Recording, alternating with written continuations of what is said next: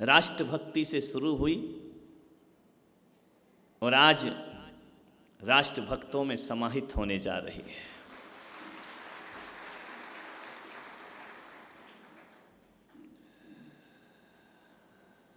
मुझे आप सबको देखकर एक ही बात याद आती है। माखनलाल चतुर्वेदी ने बहुत अच्छी कविवर ने 4 लाइनें लिखी हैं। चाहे नहीं मैं सुरवाला के गहनों में गूथा जाऊं, चाहे नहीं प्रेमी माला में बिंद प्यारी को ललचाऊं, चाहे नहीं सम्राटों के सर पर हे हरि में डाला जाऊं, और चाहे नहीं देवों के सिर पर चढ़ूं भाग्य पर इठलाऊं, मुझे तोड़ लेना वनमाली उस पथ पर तुम देना फेंक, और मातृभूमि पर शीश चढ़ाने जिस पथ जाएं वीर अनेक। मातृभूमि पर शीश चढ़ाने जिस पथ जाएं, मुझे देवों के सिर पे चढ़कर भी नहीं इठलाना है और सम्राटों के शव पर भी चढ़ नहीं डाला जाना है। और वह फूल एक अभिलाषा करता है कि किसी श्रृंगार रस में रंगी हुई प्रेमिका के गलों में भी मुझे नहीं जाना है। यदि भारत की भूमि पर मेरा जन्म हुआ है तो जो राष्ट्र भूमि पर मातृभूमि पर शीश चढ़ाने वाले वीर हैं उनके पथ पर चढ़ाकर मेरा फूल बनना सार्थक कर देना, मेरा जीवन सफल कर देना। आज यहाँ पर राष्ट्रभक्त बैठे हुए हैं, राष्ट्र पुजारी बैठे हुए हैं। मान्यवर, मुझसे एक ने कहा ये मातृभूमि क्या होती है? ये भारत के लोग भारत को माता क्यों बुलाते हैं? मां कह करके क्यों बुलाया जाता है भारत को? मैंने कहा ये भारत को ही बुलाया जा सकता है और दुनिया के किसी भी देश में ताकत नहीं कि उसे मां का दर्जा दिया जाए। ध्यान रखना, केवल भारत, केवल हमारा हिंदुस्तान, हमारा आर्यवर्त, ध्यान रखना। मुझे एक घटना याद है 1939 को जब द्वितीय विश्व युद्ध हुआ। ये पूरी दुनिया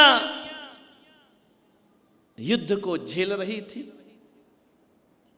भारत के भी हजारों लाखों सैनिक शहीद हुए उस युद्ध में। ध्यान रखना, वहां एक घटना घटती है युद्ध के मैदान में। एक जापान का सैनिक घायल पड़ा है, सांसें गिन रहा है, अपने जीवन की चंद सांसें बची हैं। भारतीय सैनिक ने देखा कि घायल है। हम भारत के लोग घायलों पर वार नहीं किया करते हैं, हम भारत के लोग निहत्थों पर वार नहीं किया करते हैं। हम भारत के लोग युद्ध भी लड़ते हैं तो धर्म पूर्वक युद्ध लड़ा करते हैं। ध्यान रखना, हमारे तो युद्ध में भी धर्म हुआ करता है, युद्ध में भी नीति हुआ करती है, हमारे तो युद्ध में भी न्याय हुआ करता है। और हम भारत के वो लोग हैं जो युद्ध के क्षेत्र में, कुरुक्षेत्र में जाकर भी अध्यात्म के गीता का ज्ञान दे दिया करते हैं। वो भारत का देश हुआ करता है, वो हमारा देश है, वो हमारी संस्कृति है, वो हमारी सभ्यता है। ध्यान रखना मान्यवर, मेरा भारत कैसा है? क्यों इसे मां कहकर के बुलाया जाता है? लड़ाई, युद्ध चल रहा था कुरुक्षेत्र में, और जब कुरुक्षेत्र में युद्ध चलता है, रथ रणभूमि में पहुंचता है, दोनों तरफ की सेनाएं सज्ज हैं युद्ध लड़ने के लिए। और लड़ते लड़ते मालूम है नारायण श्री कृष्ण ने कहा कि अर्जुन से कहा कि अर्जुन गांडी उठाओ। वो जो हाथी आ रहा है उसके गले में जो घंटी है ना, उस पे सरसंधान करो। अर्जुन ने उठाया, तीर चलाया, हाथी की गर्दन की घंटी पर तीर लगा, घंटी धड़ से आकर गिर जाती है युद्ध के मैदान में। अर्जुन ने कहा कि केशव क्या बात है, शत्रुओं पर वार करूं, आपने ये पहला वार किस पर करवाया? हाथी के गले में बंधी हुई घंटी पर। क्यों? क्या संदेश है इसका? बोले अर्जुन, पार्थ ये भारत का अध्यात्म है, समझ नहीं आया। बोले जो घंटी गिरी है ना, वहां किसी पक्षी ने अंडा दिया है और हमारा युद्ध किसी की जान ना ले ले, इसलिए घंटी ने आकर अंडे को संरक्षण प्रदान किया है। अब हम युद्ध लड़ेंगे। हम अहिंसा प्रेमी लोग हैं, हम धर्म प्रेमी लोग हैं। हम युद्ध के मैदान में भी अध्यात्म और अहिंसा को देखा करते हैं।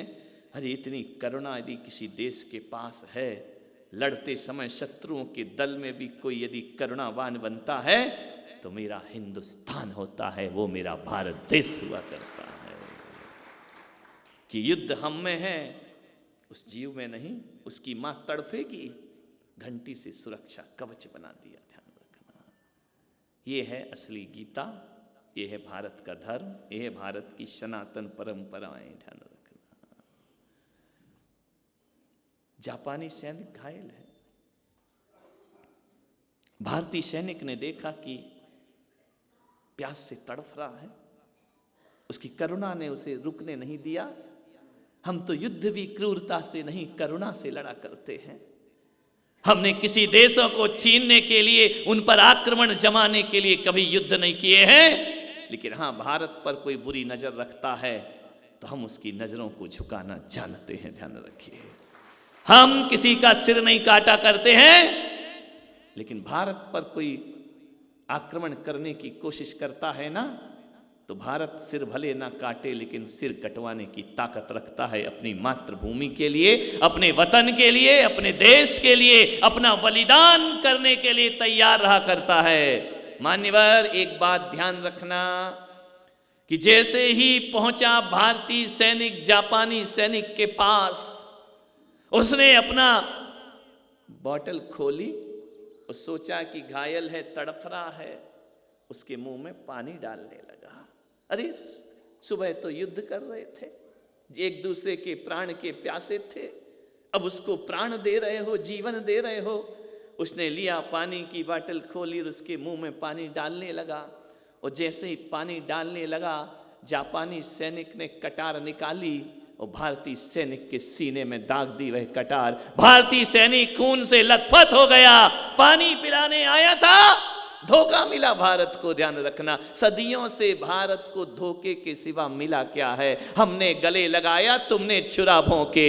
हमने तुम्हारी विदेशों में यात्राएं शुरू की, हम यहाँ से वाहन, यहाँ से कोई प्रधानमंत्री वाजपेयी, प्रधानमंत्री अटल बिहारी वाजपेयी सद्भावना का संदेश लेकर बस लेकर जाते हैं। एक बस शुरू करते हैं, वहां से पीठ में छुरा भोंका जाता है। करगिल जैसा युद्ध हमें सौंप दिया जाता है। विचार करिए आप, वो पानी पिलाने गया, जापानी सैनिक ने कटार निकाली और भारतीय सैनिक के सीने में कटार आर पार कर दी। खून से लथपथ हो गया भारतीय सैनिक, तड़पने लगा। सेना के डॉक्टर पहुंचे, दोनों सैनिक को उठाया, कैंप में ले गए, इलाज किया,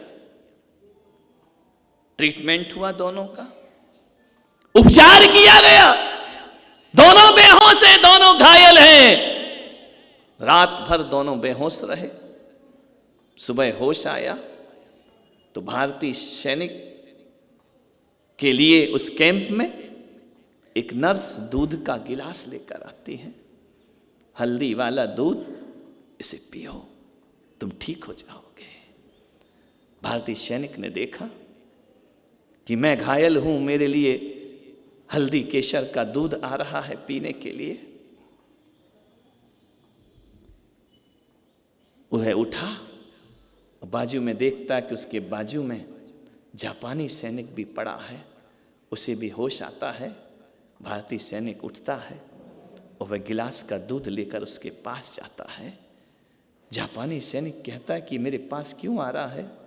जाकर के कहा कि मेरे भाई, उस दिन तो मैं तुझे पानी नहीं पिला पाया, आज ये दूध पी ले, तू भी स्वस्थ हो जाएगा और मैं भी स्वस्थ हो जाऊंगा। तेरे को जीवन मिलेगा, तेरे को प्राण ऊर्जा मिलेगी।